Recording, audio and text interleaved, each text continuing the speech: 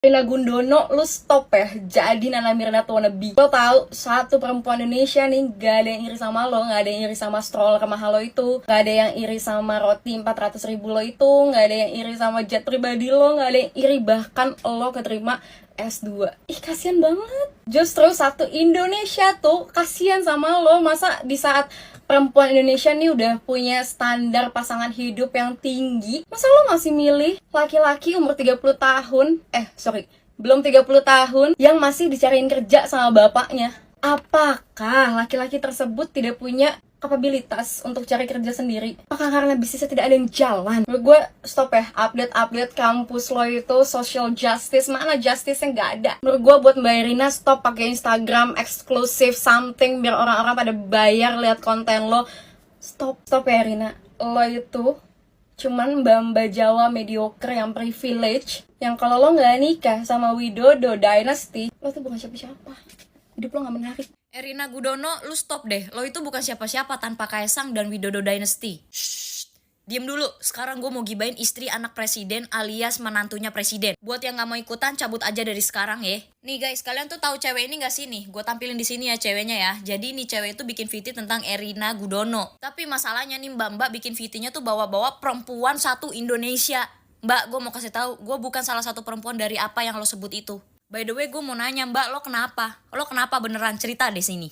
Terus gue mau tanya, Erina Gudono kenapa lu sama-samain sama Nana Mirdad wannabe? Gue nggak tahu apa hubungannya sama Nana Mirdad. Nana Mirdad itu kenapa, Mbak? Tolong kasih tahu saya nggak ngerti. Jadi si mbak-mbak itu bilang gini, satu perempuan di Indonesia nih ya, nggak ada yang iri sama lo, nggak ada yang iri sama stroller lo, nggak ada yang iri sama lo keterima di S2, nggak ada yang iri sama roti 400.000 lo, nggak ada yang iri sama jet pribadi lo dan bla bla bla bla bla bla. Mbak, gue iri, gue bilang. Gue iri sama roti 400.000. Karena apa? Karena gue gak pernah makan roti 400.000. Dan gue kalau mau beli barang itu masih ngeliat dulu tagnya tuh berapa. Gue iri dia keterima S2 sedangkan gue baru masuk S1 itu di saat usia gue 25 tahun.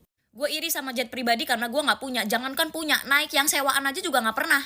Terus mbak itu bilang ya, justru satu Indonesia itu kasihan sama lo. Enggak, gue gak kasihan sama Erina. Gue mau kasihan sama Erina, tapi gue lebih kasihan sama diri gue sendiri. Tapi sebelum gue kasihan sama diri gue sendiri, gue lebih kasihan sama lo. Lo tahu Erina Gudono nggak tahu lu, bahkan dia aja nggak tahu ada makhluk hidup namanya lu. Tolong kata gue mah jangan bawa-bawa satu Indonesia deh, kagak, gue enggak. Terus guys, si mbak-mbak itu bilang di VT-nya kalau masa sih zaman sekarang lo masih cari laki-laki, lo masih cari suami yang masih dicariin kerjaan sama bapaknya. Hello, mbak tahu nggak itu privilege? Mbak tahu nggak dia anak presiden? Jangankan dia ya anak presiden, saya yang bukan anak siapa-siapa aja ya, bukan anak pejabat atau bukan anak presiden, bukan anak siapa-siapa. Kalau bapak saya punya kerjaan dan bapak saya punya link ya, bapak saya pasti kasih saya kerjaan, mbak. Kamu bilang kalau kamu tidak iri dengan Erina Gudono, mbak. Tapi lisan kamu itu seseolah kamu itu memang iri sama beliau. Terus ya di video tersebut si mbak-mbak itu bilang, Erina itu bukan siapa-siapa. Erina itu cuma mbak-mbak Jawa yang kalau nggak nikah sama Widodo Dynasty itu bukan siapa-siapa. Bahkan si mbak-mbak itu juga bilang kalau Erina itu adalah mediocre. Gue mau tanya mbak, lu tahu nggak artinya mediocre itu apa?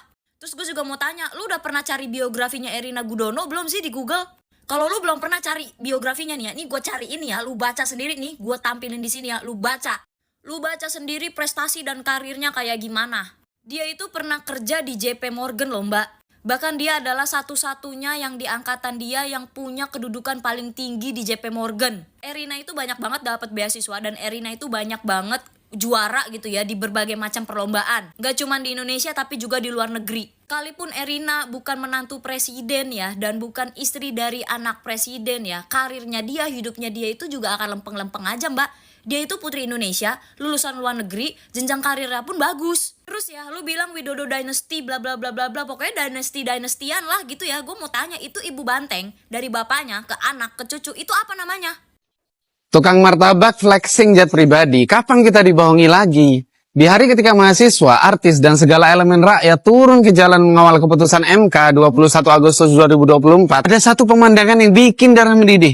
Jadi saat rakyat berjuang, anak pemimpin negara dengan istrinya malah asik terbang ke Amerika pakai private jet. Kemungkinan mereka menyewa Gulfstream Aerospace yang biaya sewanya lebih dari 100 juta rupiah per jam. Jadi sekali jalan ke USA itu bisa habis 2-3 miliar rupiah. Uang kita. Mustahil uang jualan martabak atau jualan mebel bapaknya. Mentang-mentang bapaknya jadi kepala desa Konoha selama 2 periode. Cari deh, sedunia ini mana ada naik jet pribadi dari hasil jualan martabak. Ngimpi.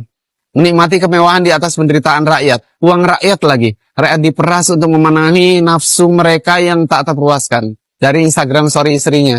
Yang tanpa malu flexing pamer gaya hidup mewah. Duit rakyat kok pamer. Di hari yang sama ketika rakyat turun ke jalan menegakkan keadilan yang sudah runtuh di negeri ini. Mereka malah hambur-hamburkan duit rakyat buat healing ke US. Bukan cuma itu. Diaspora Indonesia di Amerika itu banyak yang harus mencari stroller bayi bekas karena kesulitan ekonomi. Tapi ini dua manusia ini tega-teganya belanja di California beli stroller Mima yang harganya bikin kepala pening 20 juta lebih bayangin. Sementara ekonomi rakyat yang lagi terpuruk. Pamer lagi 400.000 sekali makan. Bayangin roti 400.000 padahal 400.000 itu gaji sebulan guru honorer di Indonesia. Dan yang paling edan lagi, semua fakta ini mereka sengaja posting foto-foto flexing di Instagram pakai fitur eksklusif. Bayangin, netizen harus bayar Rp7.500 per bulan cuma buat menikmati nonton mereka pamer. Dan mereka posting ini setelah Instagramnya penuh makian dari netizen. Jadi nggak tahu malu. Dan bukti flexingan mereka itu paling banyak tersebar di Twitter. Nah sekarang, saya mau nanya ke kamu yang lagi nonton video ini. Ini masalah kita semua. Sampai kapan kamu mau diam? Sampai kapan orang tua, keluarga, dan anak-anakmu akan terus diam menghadapi ketidakadilan yang sudah merajalela ini? Sehebat apapun Fir'aun di zaman Nabi Musa, akhirnya dia akan tenggelam dan mati. Nabi Musa berjuang habis-habisan mempertaruhkan nyawanya demi kebenaran. Sekarang giliran kamu. Apakah kamu akan diam seperti Yahudi Bani Israel? Atau bergerak dan menyuarakan kebenaran seperti Nabi Musa? Sekarang keputusan ada di tanganmu. Mau diam atau bergerak? Ya gue nggak tahu sih ya kalau di saat-saat waktu ini Jokowi lagi disikat abis ya, kayak Indonesia darurat banget tentang ya putusan MK dan segala macem lah. Gue nggak tahu itu emang Jokowi nyeting atau enggak ya, tapi terlepas daripada itu gue agak miris sih, dimana yang kalau tidak sesuai dengan harapan kalian, orang banyak akhirnya dicecer abis, bahkan kesannya buruk banget. Padahal kita nggak boleh lupa bahwa selama 10 tahun Pak Jokowi bekerja itu Indonesia sebegitu berkembangnya. Pertanyaan gue buat orang-orang yang ngecengin ini, lihat kinerjanya Doi nggak? Itu pertama. Terus kedua, kalau lu mau ngecengin orang atau lu mau ya itu lu udah tahu itu pasti benar dulu apa enggak. Kedua, lu seenggaknya selevel gitu. Kalau lu nggak selevel, ngapain lu ngata-ngatain orang gitu loh. Ini opini gue pribadi ya. Suka nggak suka ya terserah. Halo guys, apa kabar? Semoga teman-teman semua yang menyaksikan video ini dalam keadaan sehat, ceria, bahagia, selalu diberkati dengan kelimpahan rezeki. Amin. Oke guys, kita kembali mereaksi dari beberapa pernyataan-pernyataan atau apa yang disampaikan oleh netizen tadi mengenai menantu dari Pak Jokowi, Mbak Erina Gudono, yang dalam postingan Instagramnya ya sempat memamerkan roti seharga 400.000. Lalu kemudian ada postingan juga mereka lagi ke Amerika bersama dengan Mas Kaisang dan naik jet private. Diperkirakan jet private yang disewa atau dinaiki oleh Mbak Erina dan Mas Kaisang ini harganya sangat-sangat mahal. Jadi juga ada netizen yang berkomentar bahwa ketika kemarin situasi di mana ada elemen masyarakat yang lagi berdemo menyampaikan aspirasi terkait dengan putusan Mahkamah Konstitusi yang hendak diacak-acak atau dianulir oleh DPR ya. Di saat kondisi seperti itu, Mas Kaisang atau keluarga dari Pak Jokowi ini malah memilih untuk jalan-jalan ke luar negeri ya, dan ini kemudian mendapatkan sorotan dari netizen. Nah guys, bagaimana sikap kalian ya terkait dengan hal ini? Surat terbuka untuk seluruh influencer, terutama dari Kobuzer. Anda kemana? Udah kayak gini nih, Anda kemana? Tahu nggak? Demo sekarang, orang-orang yang harusnya nggak kesana jadi kesana. orang-orang mahasiswa yang harusnya belajar jadi nggak belajar. Polisi yang harusnya nggak nembak-nembakin orang jadi nembak-nembakin orang. Ya pakai air.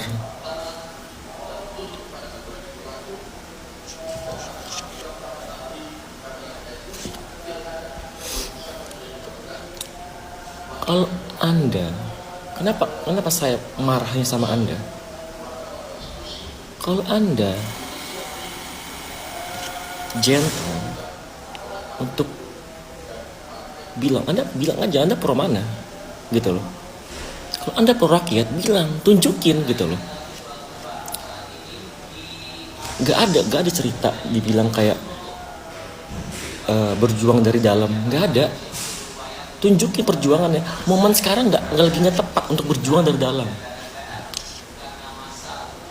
Gak usah merespon ini pakai program somasi Anda, nggak masuk.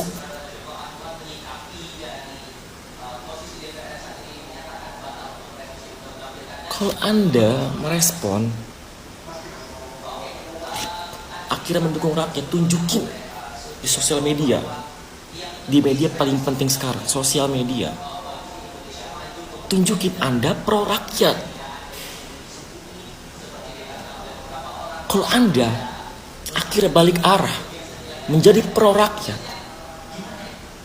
influencer yang lain tetelan kayak siapa nama itu, Kiki Saputri kayak gitu, ya bakalan ngikut. Kenapa? Karena Anda itu bapak YouTuber. Saya ini baru pulang banget dari demo, ricu banget. Jadi Anda dengan framing Anda gentle, tunjukin gentle Anda ke masyarakat. Kalau Anda pro rakyat, tunjukin di sosial media Anda pro rakyat dengan cara kritik pemerintah.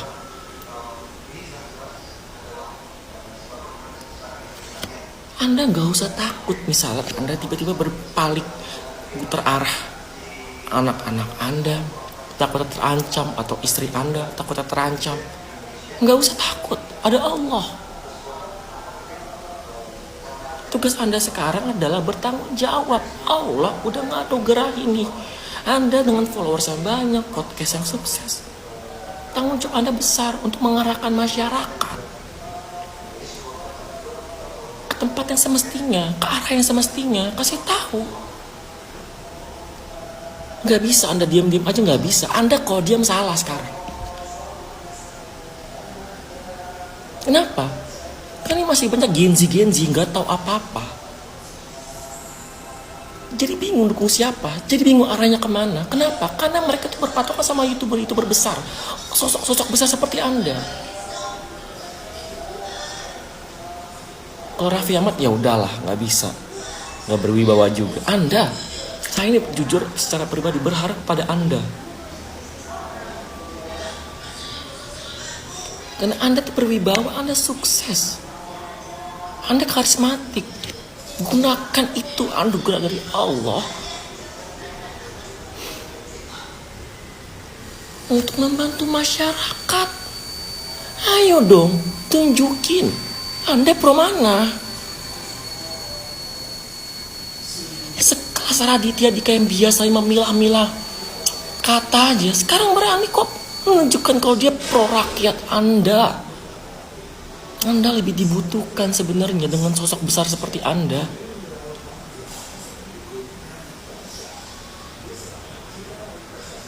Kalau Anda putar arah,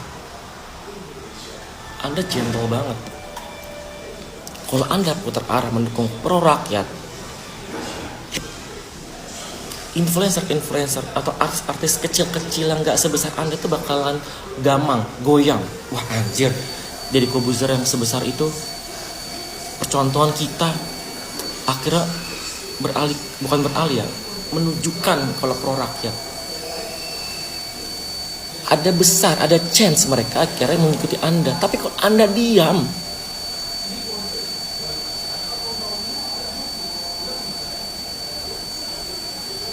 Anda gak usah ke jalan. Jihad Anda tuh di sosial media Anda. Anda udah mualaf, bantu rakyat aja. Udah surga Anda. Sama sholat, udah.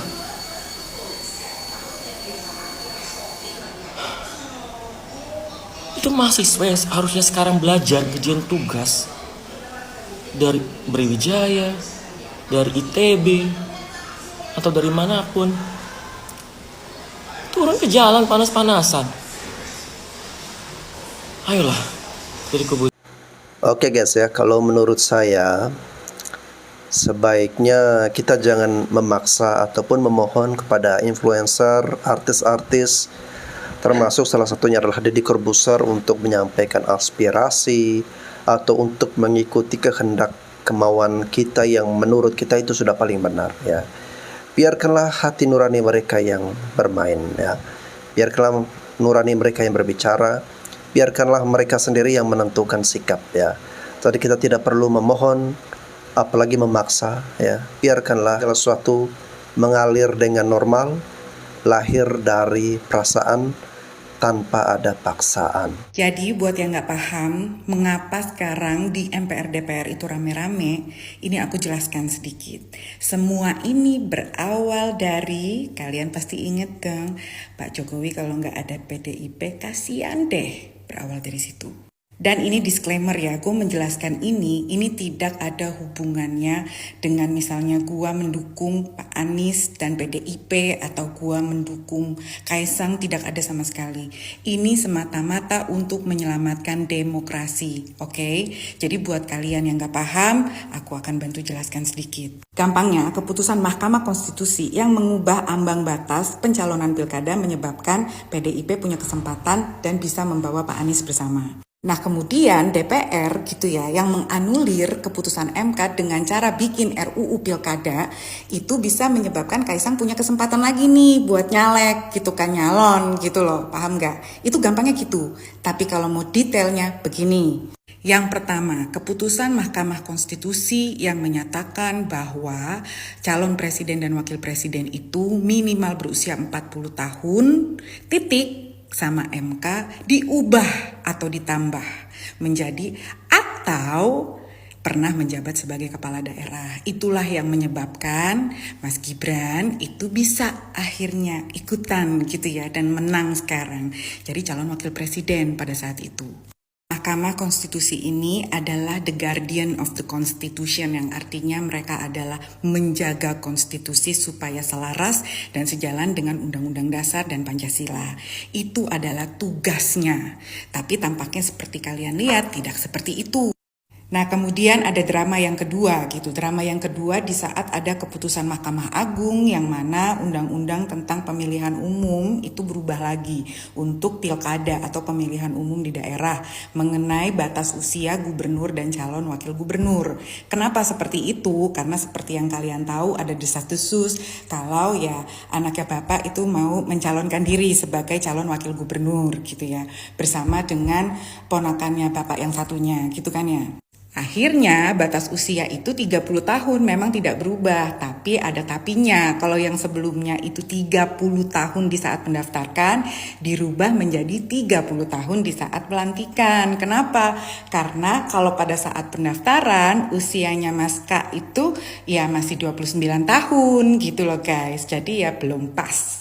Pasnya itu pada saat pelantikan. Kenapa? Karena tampaknya ada perkiraan hasil dari pemilihan umum daerah ini nongolnya itu di tanggal 16 Desember. 16 Desember itu udah belum, tapi kan ada yang namanya masa tenggang 14 hari. Berarti tanggal 16 Desember ditambah 14 hari pas gitu.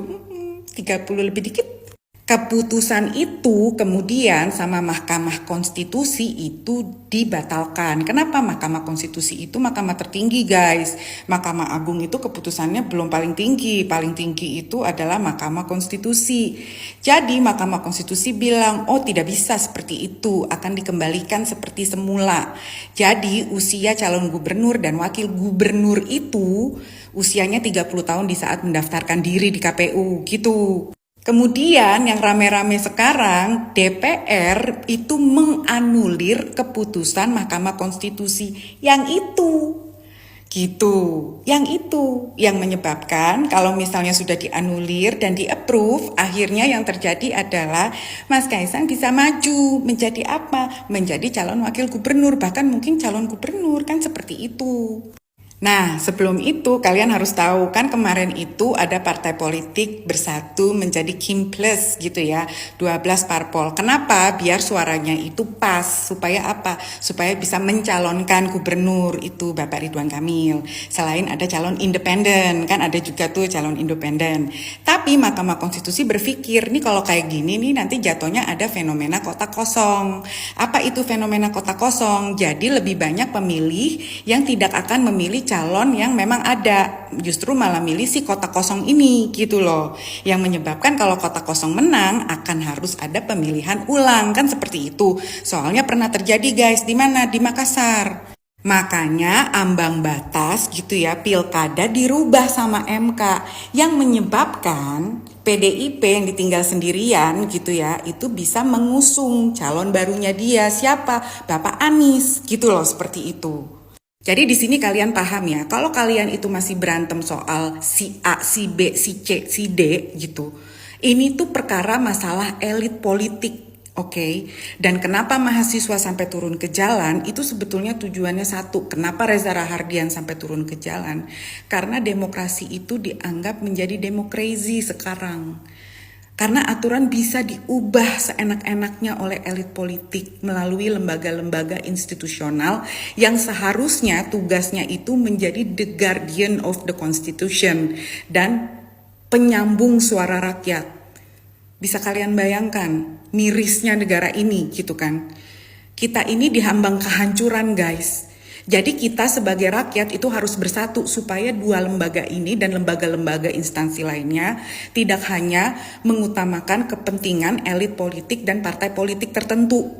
Itu penyebabnya kenapa Reza Rahardian turun ke jalan, tapi masih banyak yang gak paham dan bilang kalau iya Reza Rahardian itu kan pilih paslon ini, terus kok dia turun ke jalan gitu. Gak ada hubungannya, soalnya seperti itu. Kalian itu jadi rakyat punya mata, kalian lihat dong apa yang terjadi dengan negara ini. Kalian lihat dong di saat ada acara ulang tahun kemerdekaan di IKN, itu bahkan warga sekitar yang ada di sekitar IKN itu nggak boleh masuk. Padahal itu bikin acara pakai anggaran pemerintah yang didapat dari pajak rakyat. Bisa kalian bayangkan nggak? Gitu. Dan uang itu dipakai untuk sewa pawang hujan 9M dan sewa mobil Alphard 100.000 biji yang harga satu mobilnya itu kalau kita lihat berapa? Harga sewanya itu sehari 3 juta satu mobil. Jadi 3M untuk sewa sehari. Jadi bisa dibayangkan berapa hanya untuk mobil sama pawang hujan itu berapa? Ditambah lagi kalian tahu kan gitu kalau anaknya bapak gitu kan jalan-jalan.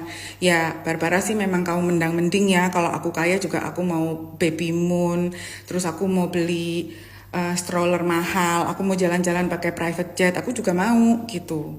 Makanya kalian jangan sirik, jangan, biarkan gitu kan. Karena kalau itu terjadi sama kalian, kalian mau gak gitu kan? Itu kan pakai uang pribadi, gak pakai uang negara.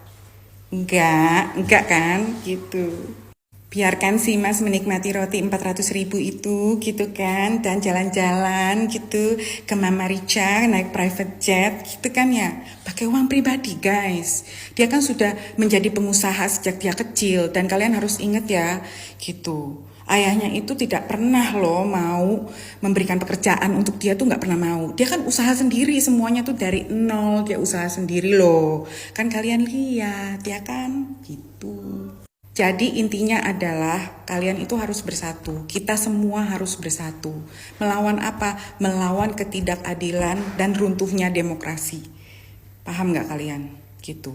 Mahkamah Konstitusi adalah lembaga tertinggi yang mana dia itu punya wewenang secara mutlak untuk bikin satu aturan. Dan kalau kita nggak ngikut, termasuk DPR dan pemerintah, yang terjadi adalah mereka bisa bilang, oh lu nggak sesuai dengan undang-undang dan konstitusi, lu berarti inkonstitusional. Terus siapa yang bisa melaporkan MK? Itu si MK-MK itu gitu kan. Tapi apapun keputusan MK-MK terhadap putusannya si MK yang mana itu ada hukumannya atau apapun itu tidak pernah ada pelaksanaan secara real karena kita tidak punya lembaga ya yang mengurus itu. Jadi kalaupun misalnya MK itu menyatakan oh ini MK-nya salah nih, tidak sesuai dengan Pancasila dan undang-undang, ini udah nyeleweng misalnya seperti itu gitu ya. Yang terjadi adalah walaupun ada putusan ketok palunya, tapi tidak ada yang menjalankan hukuman itu. Kenapa? Tidak ada eksekutornya, nggak ada lembaga itu. Jadi mereka punya kekuatan mutlak. Sampai di sini paham ya? Kita semua paham ya, demokrasi itu collapse, itu yang terjadi. Dan semua teman-teman kita yang ada di sana, yang sekarang lagi berjuang di DPR sana, kita doakan semoga ini membuka mata banyak orang gitu. Dan kalian lihat berapa banyak artis yang sudah turun. Ini bukan mengosong satu paslon tertentu yang kemarin itu pilpres atau yang sekarang mau pilkada atau partai manapun, tidak. Dengerin kata Reza Rahardian, dia bilang apa? Ini saya mewakili diri saya sebagai rakyat Indonesia. Pribadi. Dan gua pun bikin VT ini sama. Rakyat Indonesia pribadi. Kecewa gua demokrasi itu hancur gitu loh guys. Semoga paham ya, oke?